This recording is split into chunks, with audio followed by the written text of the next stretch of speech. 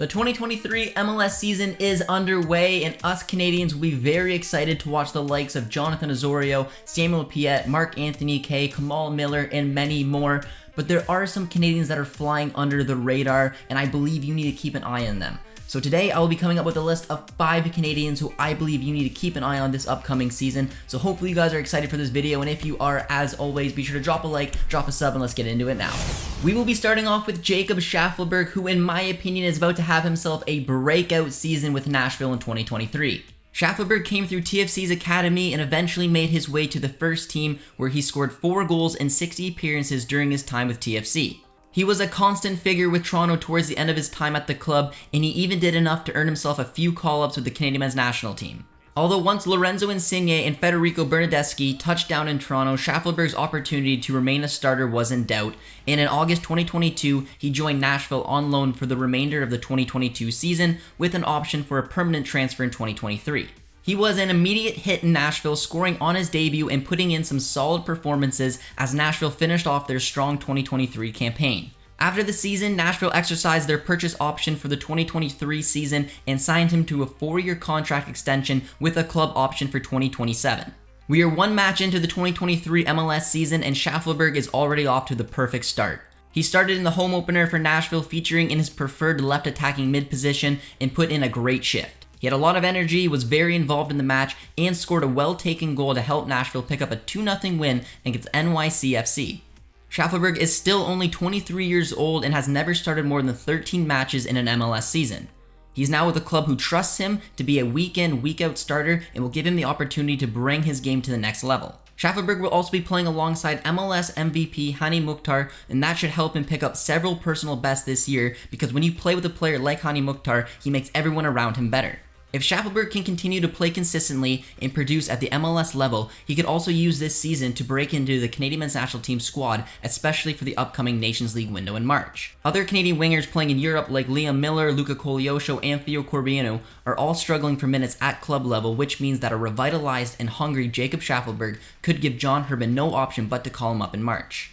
The Nashville fans absolutely love Jacob Schaffelberg, and how can you not? He's performing on the pitch, and he looks incredible off it. I mean, just look at that mullet.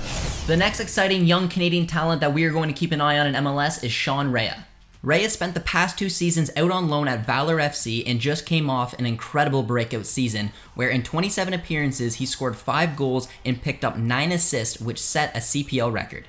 Rea also led Valor in minutes played, doubling his amount from the previous season. He led the league in chances created, completed crosses, and corners. Once the season came to a close, Rea was named the 2022 CPL U21 Player of the Year and was nominated for the League's Player of the Year and the Players' Player Award. Rea's time in the CPL was well spent, as he developed into a player who will be looking to compete for important starting minutes in MLS this season. This is a real possibility because CF Montreal are the type of club who are known to develop their young talent and then move them on. They had a very impressive 2022 season, and because of it, they saw some of their stars like Alistair Johnston, Ishmael Kone, and Georgi Mihailovic all head to Europe. Now, instead of going out and getting that big DP signing, they've decided to look from within, and that is where Sean Rea could become very important to them. CF Montreal's new head coach, Hernan Lozada, will be looking to pick up where Wilfried Nancy left off, but will put his own stamp on the club. Right now, 1 match into the new MLS season, it looks like Lozada will be playing a 3-4-1-2 system, and when you look at the starting 11 that featured against Inter Miami, the biggest question mark is around the number 10 position. Mihailovic was the true creative mind in that role last season, along with Kone, who often featured in the dual 10 position. But with both of those players gone this season, it was Miljevic who was expected to take on that role. However, due to an unfortunate injury, that position is now up for grabs.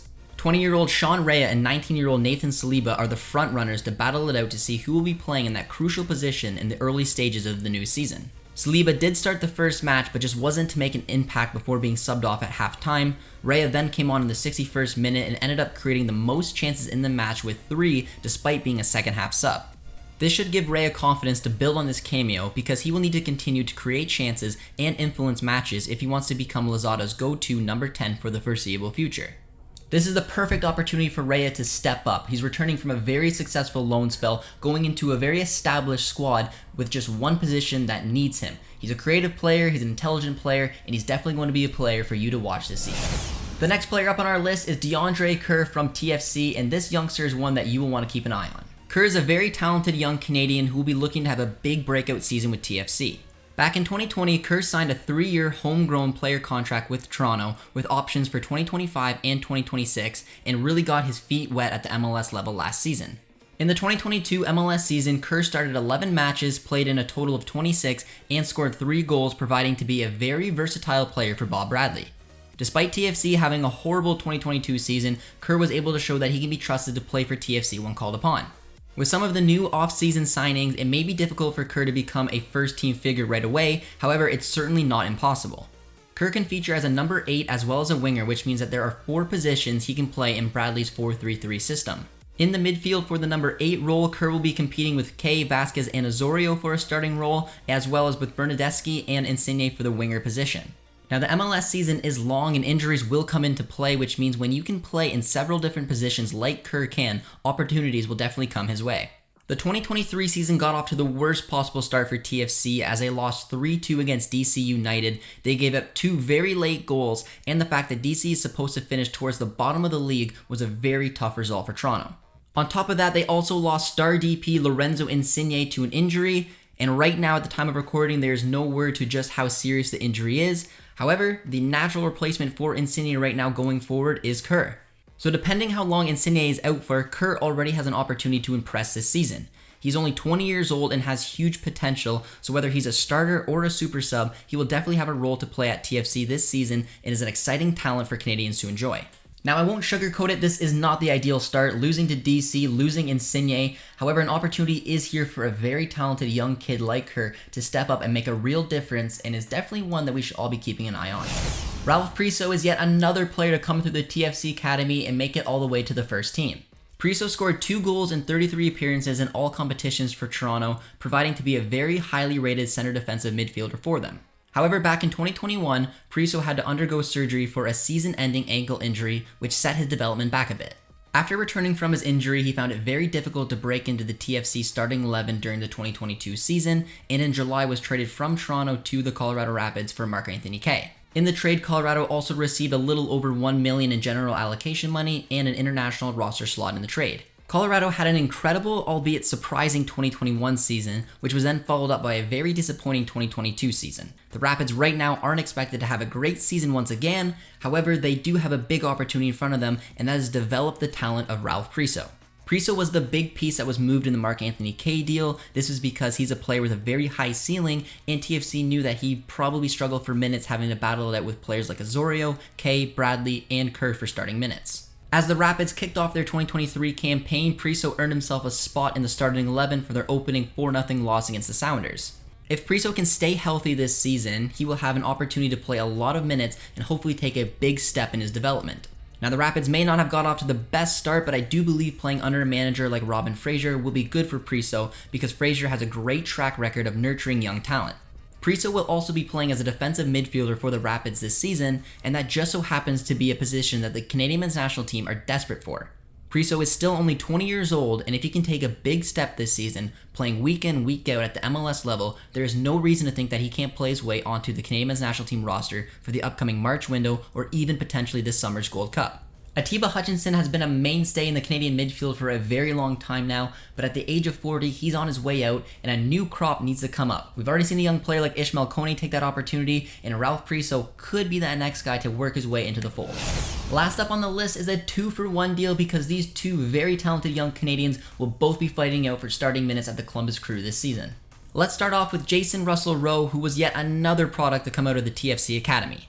He left Toronto back in March of 2022 to sign with MLS Next Pro side Columbus Crew 2 in what turned out to be an incredible move for Russell-Rowe as he won just about everything there was to win last season. Russell-Rowe was named the MLS Next Pro Player of the Month for both May and June of 2022. He won the 2022 MLS Next Pro MVP, the 2022 MLS Next Pro Golden Boot Award after leading the league with 21 goals, and he was also named to the MLS Next Pro Best 11. He was also crucial to the Crew 2's playoff run as well as he finished the season scoring 24 goals in 20 appearances in all competitions, helping the Crew 2 win their first ever MLS Next Pro Cup title, defeating St. Louis City 2 4-1 in the final.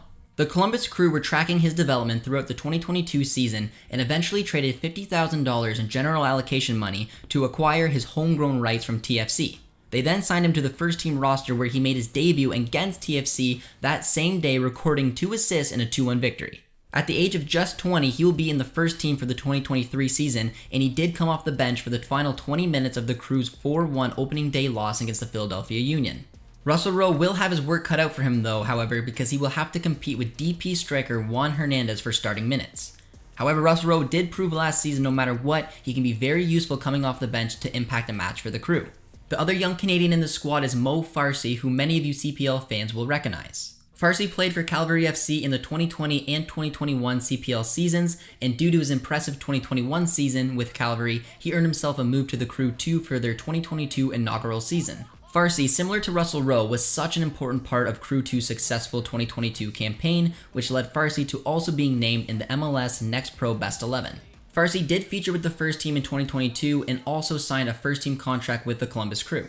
In the loss to the Union, Farsi did start the match as a right wing back in Wilfred Nancy's 3-4-2-1 system. Farsi did some good things in that match despite conceding a penalty. It was a rocky start to the season, however Nancy will be patient with his young side as he attempts to get them all on board to understand his system and what he expects from every player. Nancy did an incredible job during his time with CF Montreal and has a great track record of developing young Canadian talent, so one would assume that Russell Rowe and Farsi are in good hands and could potentially have big seasons in 2023. Farsi is only 23 years old right now, and it looks like he could be the starting right wing back for Columbus going forward.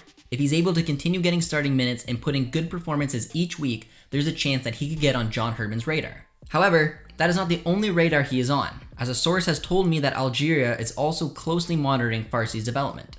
Being a dual national is never easy, and who knows, maybe in a couple months Farsi will have a very difficult decision to make. But regardless of him representing Canada or Algeria, he's definitely a player that you will want to watch this season. I hope you guys enjoyed the episode, and if you did, as always, be sure to drop a like, drop a sub, comment down below on what you thought about the list and which player you're most looking forward to watch this season. And as always, be sure to subscribe over to One Soccer for all the best Canadian soccer coverage. My name is Josh Deming. Thank you so much for watching. We'll talk to you soon. Cheers, friends.